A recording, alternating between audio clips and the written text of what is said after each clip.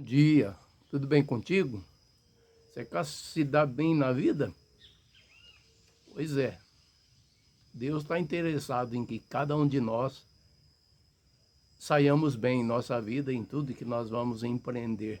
Se encontra lá no Salmo 1. Veja só, diz assim: Feliz é o homem, ou bem-aventurado, ou abençoado é o homem, que não anda no conselho dos ímpios, nem se detém no caminho dos pecadores, e nem se assenta à roda dos escarnecedores. Veja como que o Senhor ele está interessado em trazer para o seu filho, a sua filha, o melhor que nós podemos desfrutar. Quando olhamos para esse salmo, nós observamos que há uma progressão naquilo em que ele está dizendo, né? Bem-aventurado é o homem que não anda segundo o conselho dos ímpios, não anda, não se detém no caminho dos pecadores e depois não se assenta. Então é uma progressão. Primeiro nós observamos o andar.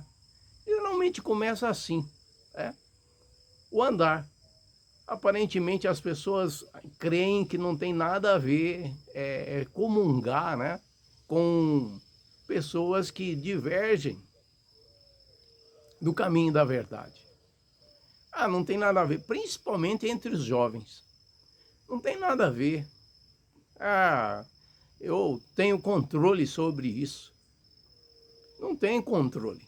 Se tivesse controle, o Senhor não teria trazido uma palavra como essa.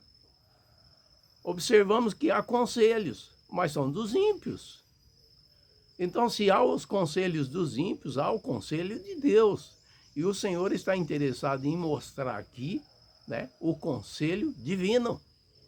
A palavra do Senhor diz que Deus é o mesmo ontem, hoje e eternamente. Ele é o princípio e o fim. Ele chama coisas que não existem a existência. Se você observar dentro da nossa natureza, ele deseja, assim como todas as demais coisas que ele criou, que ele seja o princípio e o fim da nossa vida. Porque o princípio e o fim da nossa vida aqui, no Senhor, significa o início, o fim dela significa o início de uma eternidade com ele. Então Deus está mais interessado na nossa carreira humana do que alguém pode supor. E ele vem dizendo, né, não ande no conselho dos ímpios. Não se junta com eles.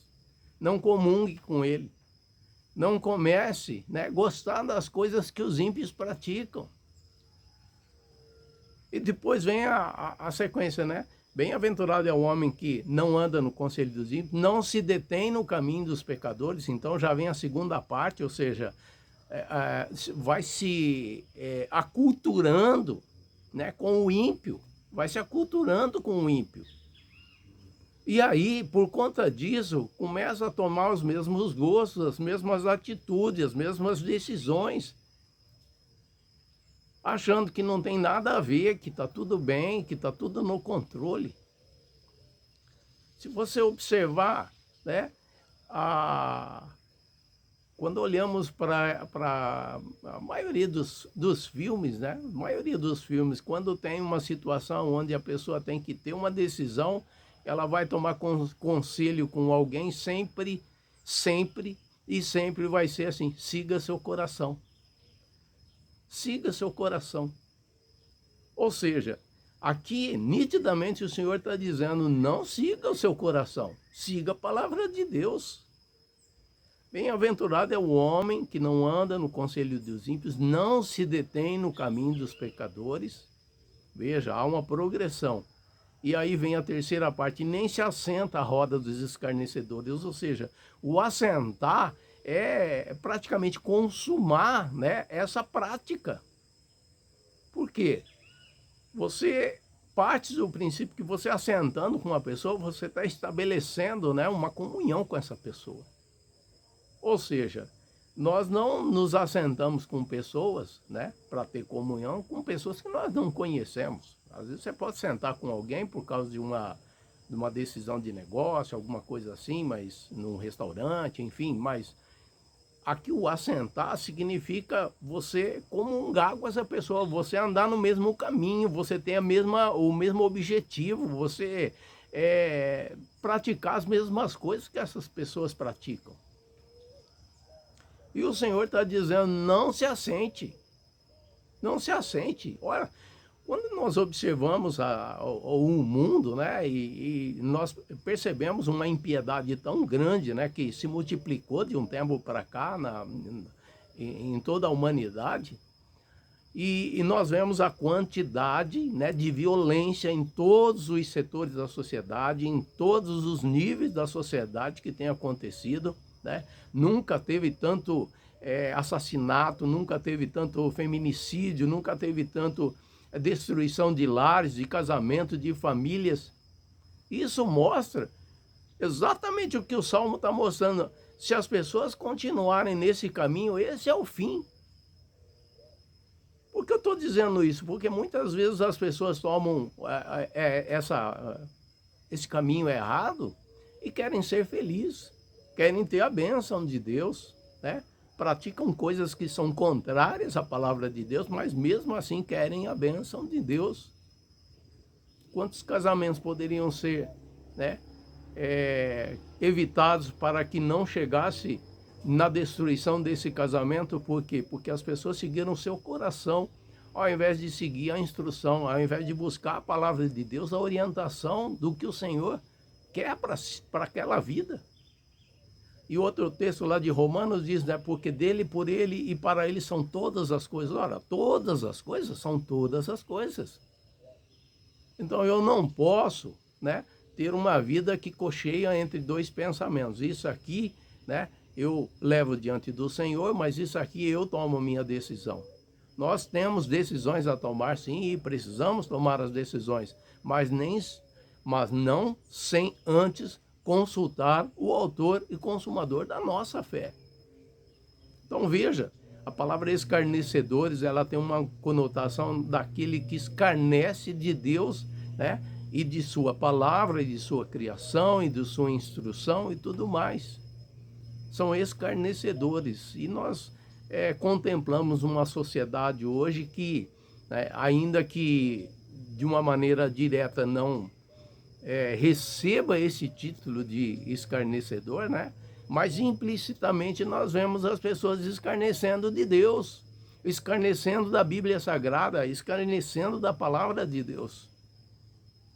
E aonde isso vai parar? Temos um resultado aí, uma sociedade cada vez mais, né? As pessoas se mergulhando em drogas para satisfazer, para buscar, né, aquilo que só encontra em Deus. E por conta disso a violência aumentando e por aí vai, né? E aqui o texto continua dizendo o seguinte: mas o seu prazer está na lei do Senhor, e nessa lei medita de dia e de noite. O prazer do homem de Deus, da mulher de Deus, do jovem de Deus, do idoso de Deus, da idosa de Deus, é continuar meditando na lei de Deus. Sabe por quê? Porque na lei de Deus nós encontramos tudo, absolutamente tudo, que a nossa alma precisa, que o nosso espírito precisa, que o nosso corpo precisa. Na lei de Deus nós encontramos consolo, nós encontramos paz, nós encontramos edificação, nós encontramos orientação, nós encontramos virtude, nós encontramos alimento, nós encontramos força, nós encontramos equilíbrio, nós encontramos a paz que excede todo entendimento. Sabe, eu vejo aí as pessoas, né, correndo atrás de influencer, correndo atrás de coaching, correndo atrás de pessoas que dizem que tem a receita para o sucesso. A receita para o sucesso está aqui, pertinho de você. Você não gastou um centavo para tê-la. Agora é preciso tê-la e praticá-la. Ele colocou você, ele colocou a mim neste mundo antes mesmo de nós termos consciência disso. quando não havíamos ainda sido formados num ventre materno, o Senhor já olhava por nós. O Senhor já estabelecia, né, a nossa caminhada nesse mundo. E o que Ele quer que nós observemos na sua palavra, qual é a sua vontade. E por que isso? Ele vai responder no próximo, ele diz assim: porque ele será como uma árvore plantada junto a rios de água, que geram seu fruto em sua estação própria, e sua folha também não murchará, e tudo aquilo que ele faz prosperará. Você tem ideia do que é tudo que você fazer prosperar? Prosperar? Será que temos dimensão disso? Mas é isso que é a vontade de Deus. Às vezes você fica orando, né? Às vezes eu posso orar e falar: Senhor, qual é a tua vontade para mim? O Senhor quer nos prosperar. Só que essa prosperidade aqui, ela não está, né? O alicerce dela não é a prosperidade material que todo mundo pensa. Não, é a prosperidade espiritual. Porque vindo a prosperidade espiritual, tudo que nós colocarmos a mão vai prosperar. Por quê? Porque o Senhor será o centro da nossa vida.